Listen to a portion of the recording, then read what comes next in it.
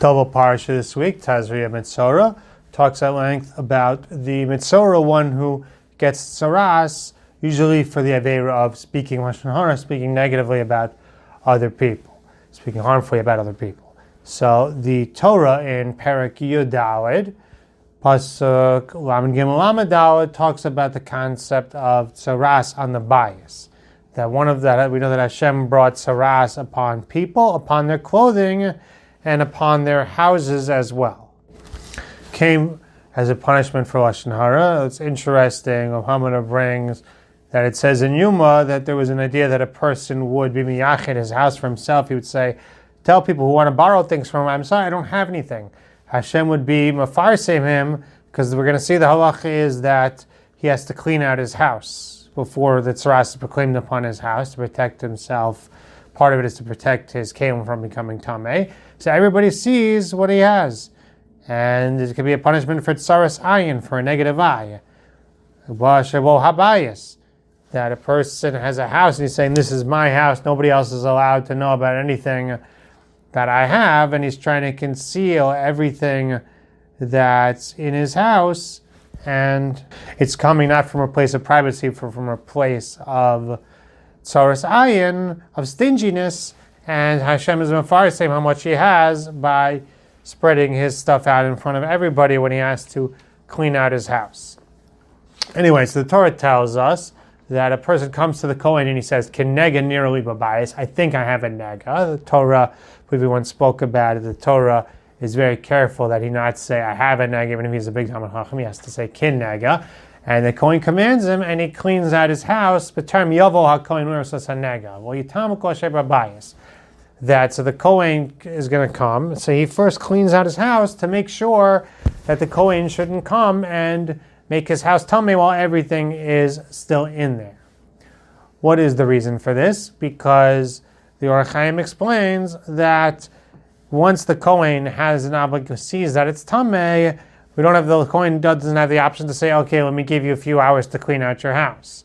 So we see that the Torah wants him to clean out his house with enough time to do so. It seems a large part of this is to be able to protect his property. So the Torah warns us that, and the Orach Chaim says that the Torah is makbid, that it shouldn't be a rush to clean out and he'll forget things. Rather, before the Kohen comes, there seems to be this tzivoy to clean out this house. And it seems like it's not optional. It sounds like it's a tzivoy, quotes the Chazal. It sounds like there's a mitzvah to clean out the house, that meaning it's a mitzvah. And one of the reasons found is this idea that his stuff should not become tamei. So we see the Torah wants to protect him, that even though that this could come to tremendous financial loss, Hashem, on the one hand, he is being brought, it could lead to the destruction of his entire house if he doesn't do tshuva fast enough, but right now he has a potential that he might have Tzaraas in his house, and he's commanded to bring everything outside, so nothing should become tamei. So the Mishnah in the Goyim, Perek Yud Beis, Mishnah Hey, Rashi brings it in the Chumash that Rebbe Meir says, what are we really worried about here? Most of his kalim, if they're made of wood, if they're begadim, if they're made of metal, so he can bring them to the mikveh. He's not going to lose the kalim. It'll be a pachka, but he can bring them to the mikveh. So what's the Torah worried about here? It's worrying about kli cheres. It's worrying about something that you can't possibly tovel. And this is lower quality material, right? The earthenware vessel is much less expensive than metal and wood and kalim. So the Torah is so chas on his mammon habaza and his more degraded money, how much more so on how the Torah is worried and concerned about his more valuable money. If this is what the Torah is worried about, his money, kamachomar, the Torah is worried about his family. If this is what the Torah is worried about for a Rasha, somebody who's done the wrong thing and is being punished, how much more so the Torah is worried about the finances and the safety and well-being of a tzaddik. And Meir is saying, we see a similar kavachom here. If Hashem has this tzivoy to clean out the house, lest the person's earthenware vessels become tamei, and this is a person who is done in the wrong and he's being punished by Hashem, And this is the Torah. The Torah wants to protect him. The Torah wants to be careful for him. How much more so the Torah wants to be protecting the lives of his children. How much more so the Torah wants to help him if he's outside. How much more so the Torah doesn't want him to lose his really financial products. And he's really telling us that the concept of Deracheh Darchei, that Hashem's ways are pleasant. We know it just finished. Pesach is a very expensive holiday. There are a lot of things that are expensive about being a Yid. There are things that are emotionally and physically challenging. And the person can chas v'shalom develop a mindset that I see that sometimes that maybe things are not being cared for properly. And he's saying, you see, just the limit of how the Torah looks at the protection of his kelim, how much the Torah is chas, how much the Torah really does care. Kashas we can have, but at the end of the day we see the Torah's value system. We see also the Torah's value system.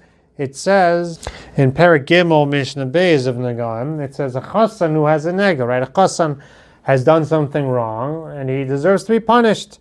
And Nostin lo shivasem Mishnah. The Kohen doesn't come to look at him until after his Sheva Brachos. And that applies to him, his house, and his garments, wherever the Tzaraas to be. Meaning, you have a couple in their week of Sheva Brachos, and they have Tzaraas, and they have something on their house, and it looks like it's probably Tzaraas, because why else would they have miraculous spots on their house that look like this? And at the same time, the Torah is chas on them, and the Torah doesn't want that he should become Tamei or she should become Tamei and have to ruin their Sheva Brachos. So the Torah says that we'll wait. I mean, on the one hand, the Torah is not waiting to bring the Tzaraas, but it's waiting for there to be a psak on the Tzaraas to protect them that they should enjoy it. V'chein beregel. Nostin lo kol yemos haregel. Same thing during the Yom Tov, let's say of Pesach or Sukkot. So we're not going to have the Kohen come during Chol Moed and look. We're going to have them wait until after the Moed is over in order that they should be able to enjoy the Moed. And the Rambam says it's a Kal V'chomer. It says Upinu Asabayas, that the Hashem wants that they should clean out the house. If this is what the Torah says, let's wait.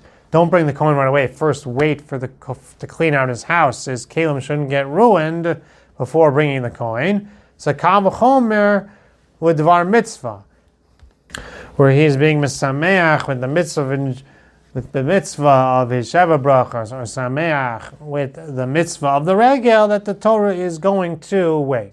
So just to listen to us, when people find mitzvah observance to be a challenge or find questions that it seems like this is a really difficult thing to keep. Well, how come Hashem set it up this way? Just to realize that at the end of the day, we see just from this parsha alone, the Torah is very, very careful that the simcha shouldn't get ruined, that the money shouldn't get lost, and that is Hashem's love for us. That is the value system.